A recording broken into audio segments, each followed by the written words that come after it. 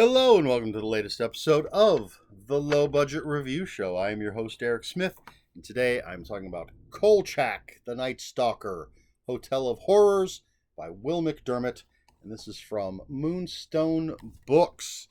Of course, this is based on, first we had The Night Stalker, made-for-TV movie that introduced us to Carl Kolchak, an intrepid reporter in Las Vegas who is digging into a murder case that turns out to be more than just natural. Some might say supernatural. It was based on a book, and the author's last name is Rice. Can't remember his first name. That was followed up with the made-for-TV movie The Night Strangler, which was originally written as a TV movie, and then there was a novelization of that movie. That led to a single season, unfortunately, TV show called Kolchak the Night Stalker. There was a remake that I've never seen, and then there's a bunch of comic books, bunch of novels, bunch of anthologies. This is one of those, novellas. So, in this book, Kolchak has been in some of these books. He's been brought into the modern age. He's a middle-aged dude, but it's the modern day. He's still sort of living in the past, uses a typewriter to write his stories, doesn't necessarily trust technology, still wears his pinstripe blue suit. Can't really see it that well there, but can you see the faces in the carpeting or in the flooring? I suppose that's carpeting, not wood. So he is in Los Angeles working for the Hollywood Dispatch, I believe it is. His editor is the same guy that's always his editor. They seem to the two of them always end up at the same newspapers. And Carl is very excited because he's going to get out of town. He always takes time off at Halloween. He does not want to be in LA during Halloween. He hates the celebrity and all the stuff that goes with it at Halloween, but he is given an assignment that he can't say no to, which is to go to the Hotel Cecil, which is reopening, and it has a haunted history. So despite the fact that he knows Vincenzo, his editor, just wants, sort of a fluff piece about the reopening of this famous hotel, he wants to actually dig into its past, its sordid history. And we actually start at the end of the story, where it sort of lists the dead, and then we jump back to October 30th, and the story takes place between October 30th and November 1st. And so we jump back to October 30th, and Kolchak is given the assignment, and then he goes to the hotel, and some of the floors are for permanent residents. It's located in the Skid Row area of LA, and so by, I suppose, government mandate, they have to give housing to some down on their luck people, I suppose. But then a bunch of the other floors have been refurbished and are going to be reopened, and so all of these people have been invited for this opening. There's going to be a gala, and but immediately we get to see some supernatural shenanigans. And when Kolchak arrives, he starts to experience some supernatural shenanigans. But he also sees there's like this couple that have shirts that say Google Sleuth, and there's this beautiful woman who the hotel manager is immediately like kowtowing to, calls her Ms. Ravenstar. But anyway, this is supposed to be the nutshell. Kolchak, haunted hotel, things happen. So, for the too long didn't watch folks, I have not rated this book yet because I could not find it on Goodreads. But if I were to rate it on Goodreads, I would give it 4 out of 5 stars. I really liked this. I might be biased because I'm a huge fan of Carl Kolchak. Love the made-for-TV movies. Loved the original series. As I said, I've never seen the remake. I have a book that has both The Night Stalker and The Night Strangler in it, published by Moonstone. But I also have a special 50th, I believe it's 50th anniversary edition of just The Night Stalker. I backed it on Goodreads. So I actually have like I think a press card, if I remember correctly, some of the goodies that came with it. But anyway, yes, 4 out of 5 stars. I really enjoyed this. And it feels like Kolchak. He was always this sort of schlubby reporter. He wears a pork pie hat and, like I said, the blue pinstripe suit. And he, on the TV show, I'm not going to say every single episode, because there may have been, I don't remember every episode, there may have been 1 or 2 where it wasn't something supernatural, but I think it was always supernatural, but he always lost all his evidence by the end of the episode. Either the film got exposed or something would happen, so he never had proof of anything, and his editor, Vincenzo, would be yelling at him and stuff. But this feels like Kolchak. As I said, he's kind of a throwback in this book where there's, it's electronics. There's computers and cell phones and all this other stuff. It's modern day. But again, he's using a typewriter. He's got a tape recorder with tape, not just like recording digitally on his phone. At one point, he's happy that there's a landline that he can use. So it is the Kolchak. If you're a fan of the movies and the TV show, it's the Kolchak you'll recognize. There are a couple of meta jokes that I found very fun. But the crux of the story is very much based in reality. Because the Hotel Cecil is a real place. And in the acknowledgments, the author gives a bunch of sources and things. And I'll even say a couple. Crime scene. The Vanishing at the Cecil Hotel, which is Netflix 2021. Night Stalker, The Hunt for a Serial Killer, Netflix 2021. And then there's some books and some other things. And so, the famous case that Kolchak is most interested in, and a bunch of other, there turn out to be a bunch of other sort of internet sleuths and reporters at this grand opening. The big case that they're most interested in was a real case. I didn't know that. There are 2 very real serial killers that stayed at the Hotel Cecil or Cecil Hotel, depending on. It always says Hotel Cecil within the book, but then, as it said here, this Netflix thing says Cecil Hotel, so however you want to say it. But 2 very real and very real serial killers stayed there. One very, very famous. The other one I wasn't familiar with.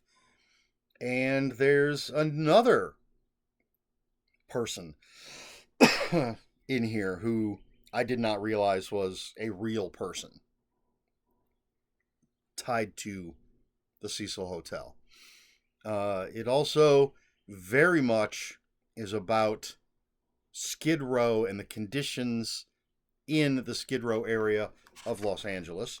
As a matter of fact, the dedication reads, the author would like to dedicate this story to the long-term residents of affordable housing units inside the Hotel Cecil, to the residents of Skid Row surrounding the hotel who deserve better than they get, and to the selfless men and women who run the Midnight Shelter, a true beacon of hope in the middle of a dark sea of hopelessness.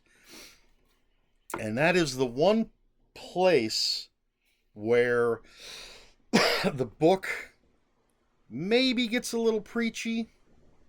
There's a point where Kolchak goes to the Midnight Shelter, or I just read it.